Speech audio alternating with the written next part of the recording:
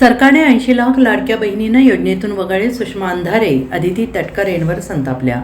राज्यातील लाडकी बहीण योजनेला सरकारने गेल्या काही महिन्यात चांगलीच कात्री लावण्यास सुरुवात केली असून ज्या महिलांनी KYC केली नाही किंवा ज्या महिलांचे उत्पन्न 2.5 लाख रुपयांपेक्षा जास्त आहे त्यांना या योजनेचा लाभ बंद करण्यात आलेला आहे. विशेष म्हणजे गेल्या महिन्यात तब्बल 80 लाख महिलांना या योजनेचा लाभ मिळणं बंद झाल्याचा आरोप विरोधकांकडून केला जातो आहे. त्याच पार्श्वभूमीवर आता ठाकरेंच्या शिवसेनेच्या उपनेत्या सुषमा अंधारे यांनी राज्य सरकारवर टीका करत महिला आणि बालकल्याण मंत्री अदिती तटकरेंवर जोरदार टीका केली. दादाभाऊ भाई म्हणणारे नेते आता कुठे गेलेत असा सवाल सुषमा अंधारे यांनी केला आहे.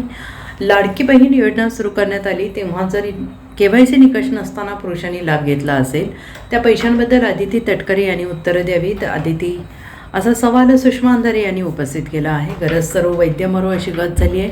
अर्थ मंत्रालय ज्यांच्याकडे आहे त्या फडणवीसांनी सोलो बॅनर लावणाऱ्या एकनाथ शिंदेने याची उत्तरे दिली पाहिजेत असं म्हणत सुषमा अंधारे यांनी लाडकी बहीण योजनेत अपात्र केलेल्या महिलांच्या बाजूने सरकारला प्रश्न विचारले आहेत. तसेच महिला आणि बालकल्याण मंत्री अदिती तटकरे यांचं महिलांसाठी काही योगदान नाही, केवळ योजनेच्या अपडेट देण्यापलीकडे त्यांनी काही केलेलं नाही असा टोला सुषमा अंधारे यांनी लगावला आहे.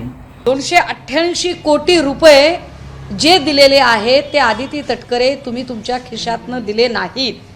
एकनाथ शिंदे, देवेंद्र फडणवीस यांनी आपल्या खिशातनं हे पैसे दिलेले नाहीत.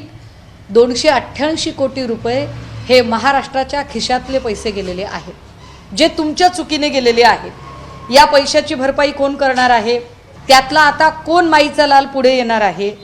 आणि हे पैसे जर आमच्या चुकीने गेले तर या पैशाची भरपाई आम्ही केली पाहिजे हे सांगणार आहे. Bureau report SBN Marathi, Mumbai.